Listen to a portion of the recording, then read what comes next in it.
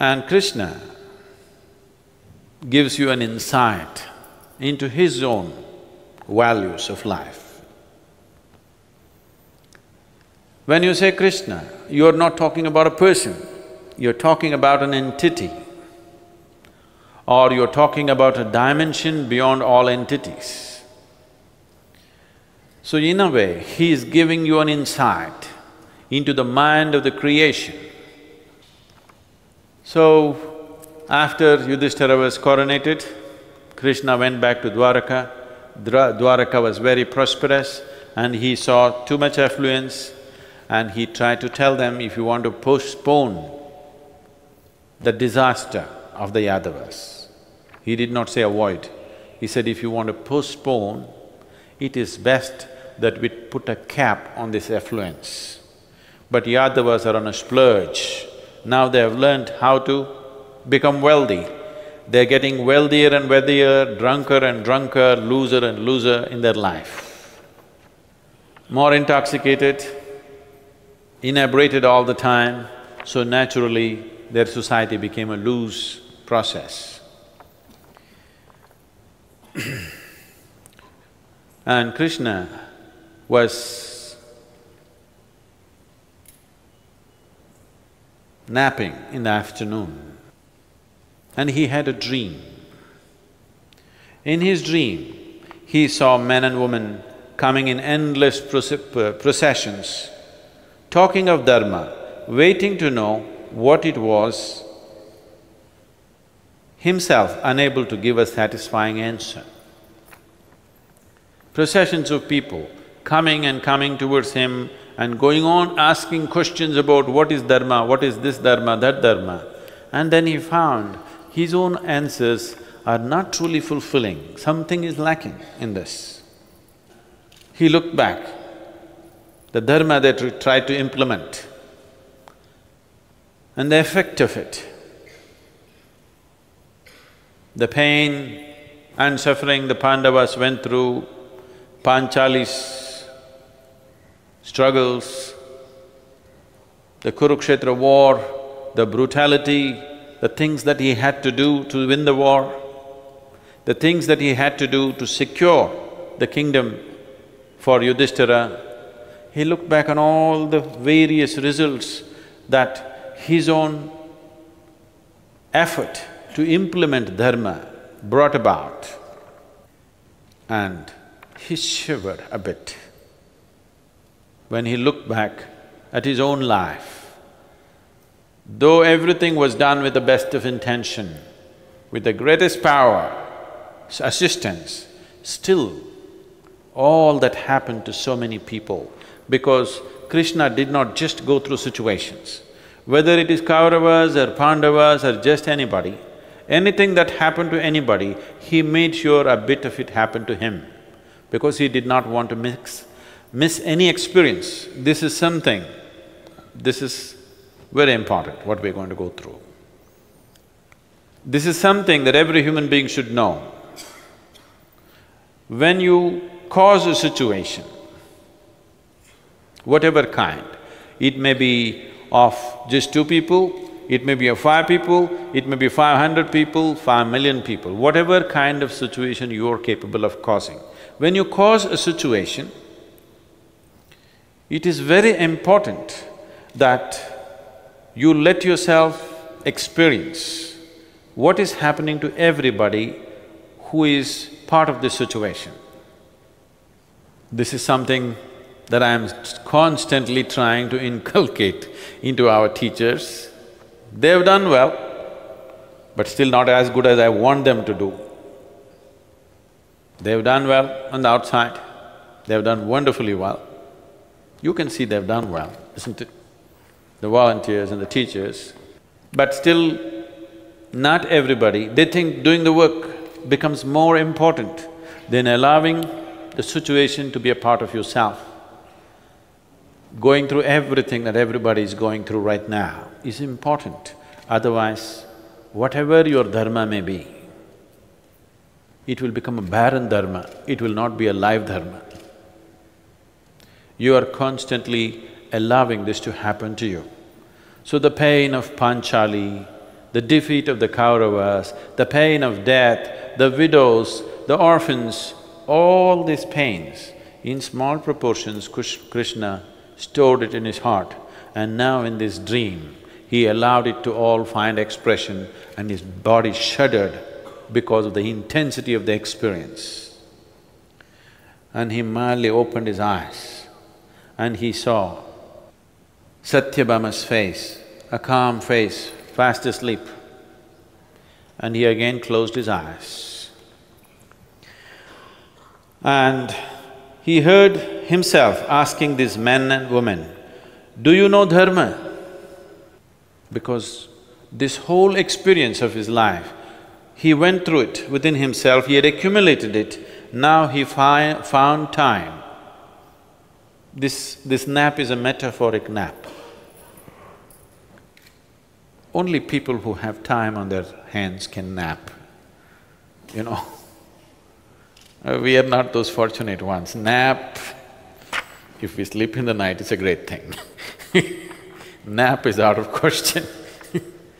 So, people who have the time to nap, so for the first time in his life, he's having time to nap. After an intense life, he's aged now and he's napping and he opens his eyes partially and looks at Satyabhama, she's fast asleep. He smiles because Satyabhama has been napping all her life. Beauty sleep, you know. He is napping only now. All his life he's lived a hard, intense life, wanting to make something happen all the time. So he smiled and again closed his eyes and continued the dream. And he's asking the people, "Do you know what is Dharma?" I want you to get this. This is very important because probably most of you have always known Krishna stood there, yada yada dharmasyu. That's not the man. This is a man, do you understand? Man of all men, he is. So he asked, "Do you know what is Dharma?"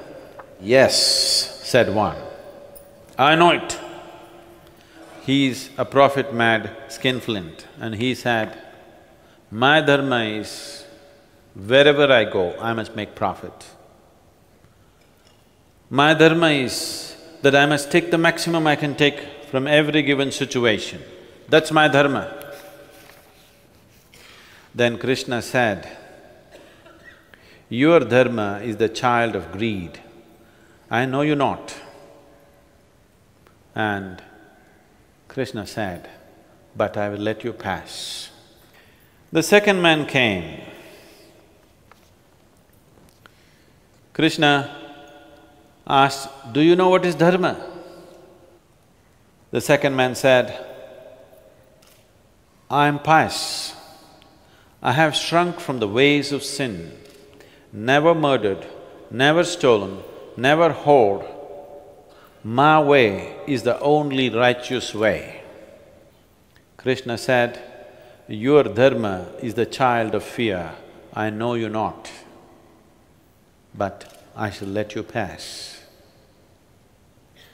The third one came, a daredevil. He said, "I know my dharma. I have destroyed my enemies, for whoever opposes me is the seed of sin. I perform sacrifices, give in charity, and thereby proclaim my victory to the world.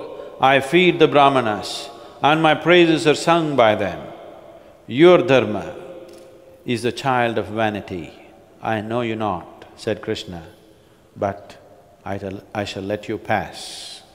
Then there came before him one who was meek and resigned. "I know dharma. No one else does," he said. "It is humility, unresisting. I suffer wrongs cheerfully. I bear hunger, thirst, cold, and even misfortune. That is the privilege of the meek spirit. This is the glory of dharma," he declared.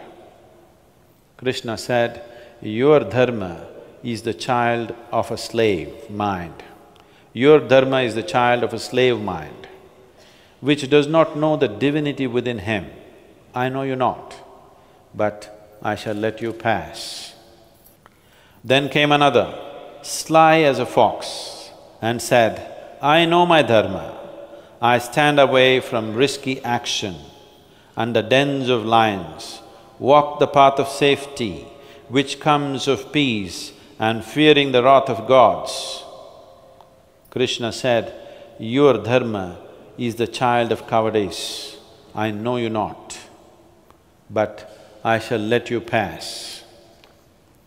Then there came one who said, I know my dharma. It is to peddle the favor of the gods to those who open their money bags to me. I offer the hope of salvation to those who have none. Drunk with it, they dance in joy. Krishna said, your dharma is the child of a fraud.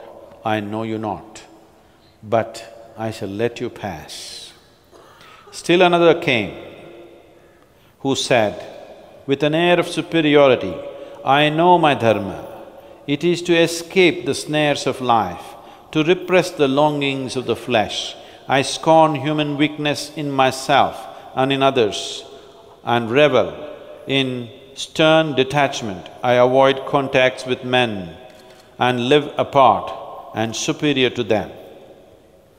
Your dharma is the child of arrogance. I know you not, said Krishna, but I shall let you pass. And yet another came, satisfied with himself. I know dharma. My dharma, I lend money to the gods by giving alms to the poor. I enter what I give in a ledger, which Chandragupta, the divine accountant, will open when I appear at my death before the throne of Dharma. I will then present my bill and collect my dues with compound interest and live in comfort thereafter. Krishna said, your dharma is the child of commerce. I know you not, but I shall let you pass. Yet another came. His manner was unctuous and he said, I know my dharma. I do not care what I do. I murder, steal, avenge. I chant the glories of the great God and turn my sin into song. I know He will forgive me. However wicked I am, God is merciful. Your dharma is the child of deceit. I know you not, but I shall let you pass. Then came another, with the mane of wisdom and words of a saint. My dharma is not to resist evil. I shall suffer in silence and shall inherit the kingdom of heaven. Let the wicked seek their foul destiny. They are no concern of mine. My martyrdom will win me glory. Your dharma is the child of inaction. I know you not, but I shall let you pass. Then another came, with his body fragrant like the lemon leaves, still smirking lips and well-oiled hair. All dharma is illusion. I eat, drink and enjoy myself as I like. My body is my only shrine. The pleasures of the flesh are my rituals of worship. Beyond them, there is nothing. After me, there is nothing. Krishna said, you are the child of a demon. I shall never forgive you and I will not let you pass. This whole thing is the whole world, different types of people believing they're doing the right thing. So here, Krishna is not talking as a living man. He's made his humanity sleep and his divinity speaks in his sleep. That is the metaphor of the nap. He is napping. That means the man is napping. The ultimate speaks and he says, all these people, no good, but they will somehow pass. All dharma is illusion. I eat, drink and enjoy myself as I like. My body is my only shrine. The pleasures of the flesh are my rituals of worship. Beyond them there is nothing. After me there is nothing. So Krishna says, you are the child of a demon. I shall never forgive you and you shall not pass.